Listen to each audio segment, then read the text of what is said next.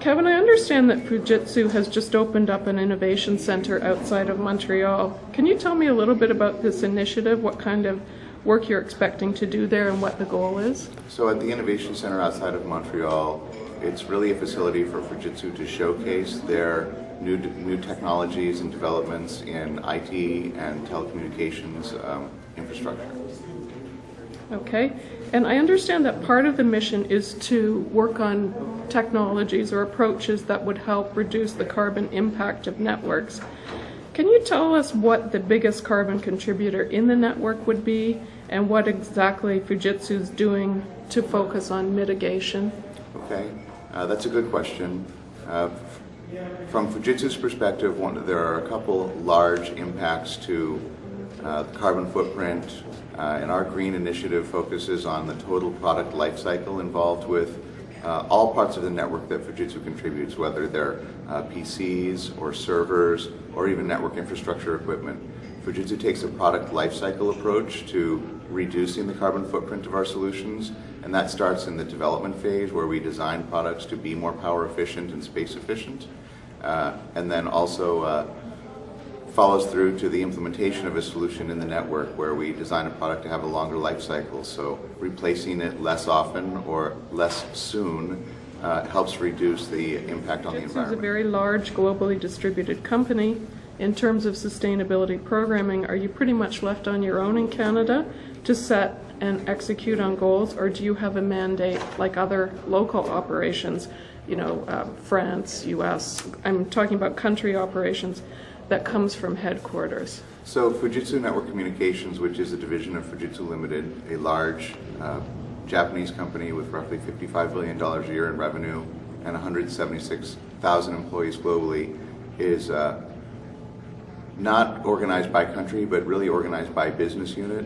On a macro scale, Fujitsu Limited is organized into three business divisions. There is Ubiquitous Devices, Systems division, and then the Solutions division, which is a large part of the body count with divisions like Fujitsu Consulting Canada, and around the globe. So my division, Fujitsu Network Communications, is not really focused on a geography, but focused on a market segment, which is optical networking. So we report into that same services or the same solution group for optical networking in Japan, and pretty much left on our own devices to succeed in North America. Okay.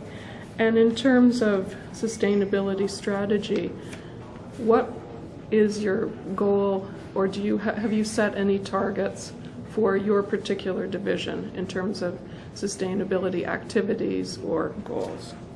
So Fujitsu Network Communications, which is actually based in Richardson, Texas, so we operate in the United States and Canada, and we follow our customers globally.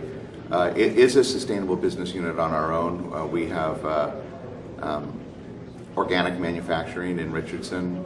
So we source raw materials from globally, and we manufacture right in Richardson the products that we distribute in the United States and Canada. And we are also part of the parent, so we still take some direction from the parent company, and occasionally get investment from or technology solutions from the parent company. Okay.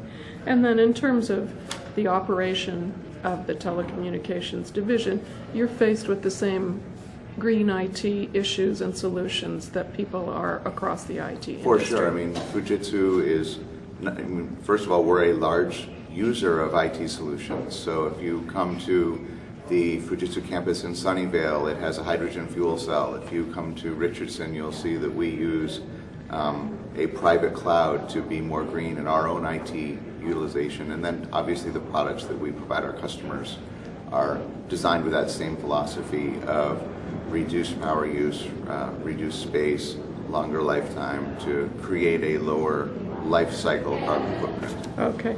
I'm glad you brought up cloud, because some commentators believe that cloud's the most efficient and hence the most green way to deliver computing resources. I'm wondering how Fujitsu's incorporating cloud into its portfolio here in North America, And if you can talk to me about any new initiatives you have around accessing cloud services. Okay. So at a micro level for Fujitsu Network Communications, anytime you have a cloud infrastructure, you have to get packets to and from it. So as a supplier of optical transport equipment, we're often an overlooked part of the cloud solution, but a necessary part. Fujitsu at a macro level is very involved in cloud computing. In fact, if you go to Tokyo, you can drive by the Fujitsu Cloud Innovation Center.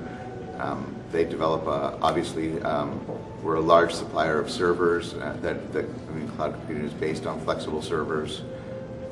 And recently they introduced a thin client technology, which I'm pretty excited about. I think it's really going to make desktop in the cloud, which will greatly reduce the carbon footprint of computing as a whole, allowing your client devices to run slower processors and consume less power and be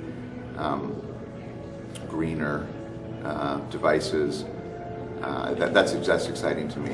And then there's also a huge amount of research and development done by Fujitsu every year. Annually, we invest about $2.8 billion in just technology innovation.